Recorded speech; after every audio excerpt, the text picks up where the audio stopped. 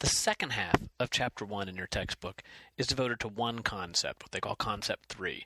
Good writers write for a purpose to an audience within a genre. And really, it's kind of cheating. It's really three different concepts. The idea that all effective writing is written to an audience, and that's important, that it's written within a particular genre or type of document, and that it's written for a particular rhetorical purpose. In other words, it's important to know, first of all, whom you're writing to, who your audience is, because that's going to dictate some of the decisions that you make in writing. It's important to know what kind of document it is. We'll talk about that a little more in a second. And it's important to know what you're trying to accomplish, and specifically what you're trying to accomplish in terms of your audience, what kind of change you're trying to make in your audience as a result of your writing. So, some of this is self-explanatory and I think pretty commonsensical. You know that you write differently to your friends than to your grandparents. And by the way, you may think that you don't write to either of those groups, but in fact you do. You write things like emails and text messages and comments on Facebook and invitations to parties and various things like that. You write all the time. And you would write differently if you were writing an invitation to a party to your grandparents. You might write differently than if you were writing invitation to a friend. That I think most people understand sort of instinctively, that audience dictates things like our word choice, what we talk about, the content, might dictate sort of how we go about talking about it, our tone. In fact, the audience is going to dictate a lot of your writing. And throughout the semester, we'll be talking about the impact that audience has. The other 2 points require a little more explanation. Even though you may write differently to your friends than you do to your grandparents, I would argue that even writing to the same audience, so you're writing to your friends, you're going to write differently in, for example, a text message than you would in an email, or if for some reason you wrote an actual letter to a friend, you would write differently. Text messages, after all, have a certain form, or maybe formal requirements, we would say. Text messages can only be so long, for example, and they tend to be very immediate. You don't tend to write a text message that you expect someone to read a week from now. And because of that, you write in certain ways. You abbreviate in text messages, for example, in ways that you might not on a Facebook comment, or in an email, or again in a letter. So the kind of document, whether it's an email or a text message or a letter, or for our purposes, whether it's a narrative or an argument or a proposal, those kinds of genre requirements will have an impact on the decisions you make as a writer. This third point, though, the idea that as a writer you have certain rhetorical aims, certain purposes, that one I think is going to take a little more thought. I think in school especially, we don't think much about purpose in writing. Our purpose is usually to fulfill the assignment, to get a good grade. But it's important to understand that all writing, no matter what kind of writing you're doing, no matter who you're writing to, whether it's a text message, whether it's a school paper, whether it's something you write in your diary, all writing has some kind of purpose, something that you're trying to accomplish when you write. The book puts it in an interesting way. It says that the purpose is what kind of change you want to have on your audience, or how you want to change your audience. And that's an interesting way of putting it. I'm not sure that it works in every case, but I think it's a good way to approach it anyway. The textbook lists 6 different rhetorical aims, and rhetorical just means sort of audience-based aims. It's a simplified way of thinking about it. This is on page 20 and 21, table 1.1, purpose as rhetorical aim.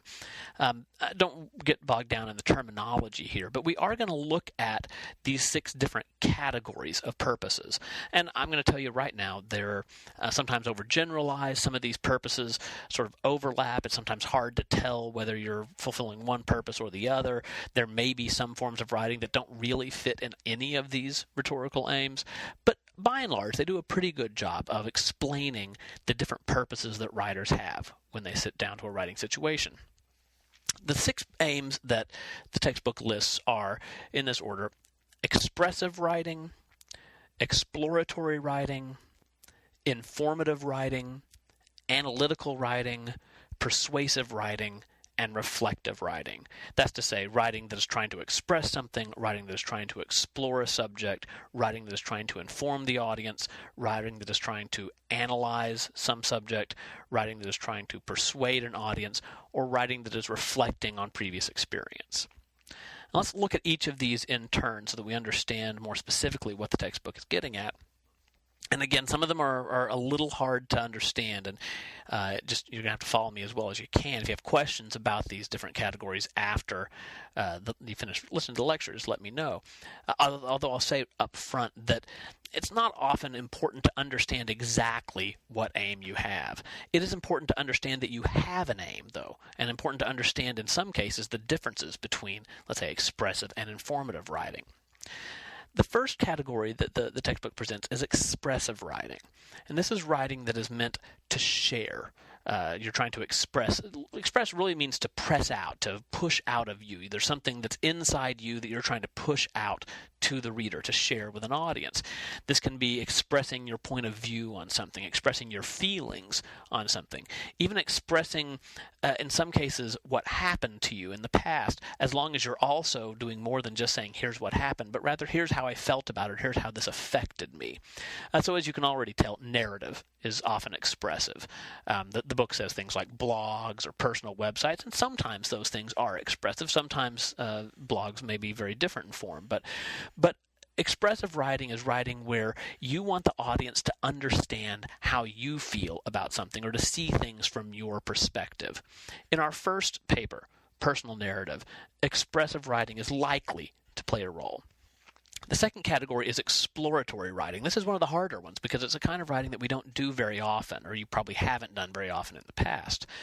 Exploratory writing is writing that's trying to work through some kind of problem, explore a subject.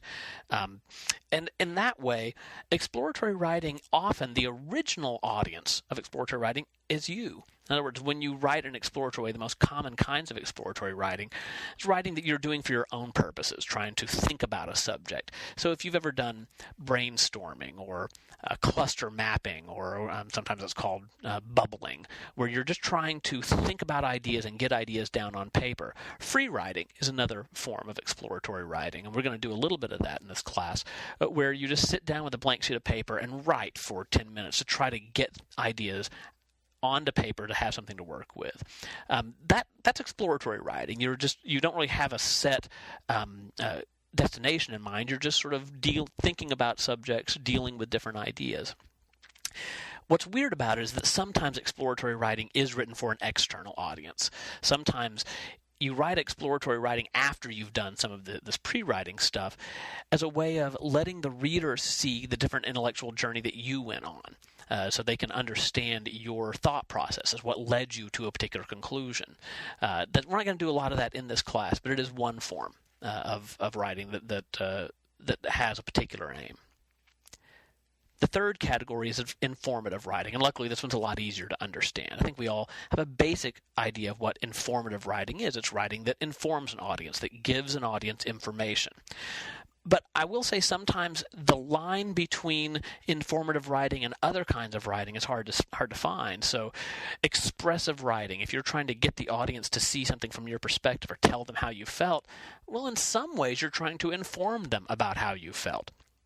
But what's important to understand is that while the writing may not look very different, your goal, your purpose as a writer is different in these two situations. Expressive writing is about getting it out, sharing, so that you'll feel better, so that someone will understand you. Informative writing is really about giving the audience information they don't have that they need for some reason.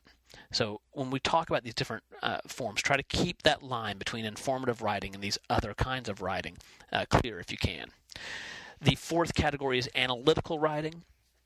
To analyze something means to break it apart, break it into pieces for the purposes of understanding it more fully. And again, analytical writing, like exploratory writing, is often done for your own purposes. You analyze a subject so that you will understand it better. But after you analyze a subject, writers do sometimes write analytical papers for an audience to gain a new understanding of a subject that they may already know something about. And again, it's important to understand giving an audience new understanding about a subject is not the same as giving them new information about a subject. Informative writing is really just about, here's some facts, here's some things you need to know about the subject.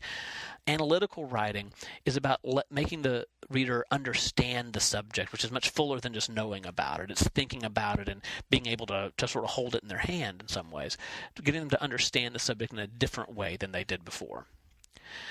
The fifth form of writing that the book talks about is persuasive writing, and this one's pretty straightforward, too. It's writing that's meant to convince a reader, to make the readers agree with your position or endorse your position on a particular subject. And I think most of you have had experience with writing persuasive writing. And this is going to become important later in the semester when we do a little arguing in writing ourselves. There's often a little bit of confusion between expressive writing and persuasive writing. Just telling the reader your opinion on a subject, here's how I feel about taxation, or here's how I feel about a tuition hike at Weatherford College, or whatever. That may be expressive writing. You're just saying, here's my opinion. Persuasive writing is really about the audience. In persuasive writing, you're not just stating your opinion, here's what I think about it and why, but rather you're trying to get the audience to agree with you. And so really, persuasive writing is more about thinking about how the reader might respond to your opinion than just getting your opinion out. And we'll talk more about that when we get to the public argument assignment. The last category that the book presents is reflective writing, which is writing that looks back on an experience for the purpose of understanding it. Obviously, autobiography is often reflective. In other words, when you are writing about things that happened to you in the past, you're looking back on it for understanding. Not exactly the same as expressive writing, which is about letting the reader know how you felt at the time. Reflective writing is what you understand now about that experience. But reflective writing doesn't have to be autobiography. It's also things like, as the book says, workplace self-evaluations. If you ever had to do a sort of self-assessment for work or as a student, that's often reflective writing. Sometimes instructors may ask you at the end of a class to talk about what you've learned throughout the course. That's reflective writing. You're looking back on the course and then trying to write about how you experienced it. And again, these categories aren't absolute. They're not set in stone. They weren't handed down on Mount Sinai. There is a lot of overlap. There are different ways you could think about writing. There may be different terms you could use to describe some of these categories, but they are pretty effective at describing the different rhetorical aims that writers often have. For now, the most important thing is I want you to think about writing as having an aim. Think about writing as always trying to accomplish something, and specifically trying to accomplish something in your audience, trying to get the audience to know something they didn't know before, or to think about something in a new way, or to understand something, or to change their opinion. All of these are rhetorical aims, and almost all effective writing is audience-based. In other words, it's writing that's trying to have some effect on the audience. What the effect is the rhetorical aim or the purpose that you have. Throughout the semester, we're going to do different kinds of writing. We're going to have assignments and essays that have lots of different aims. Sometimes, like in the personal narrative, you may have more than one aim. You may be trying to reflect and express and maybe even inform to some degree your audience. But it's still important to understand that writing has a purpose. Probably the easiest way to write ineffectively, in other words, to be unsuccessful in writing, is to not have a goal in mind when you start out. If you don't know what you're trying to accomplish, it's really difficult to accomplish much of anything in writing. So keep that in mind as you move forward.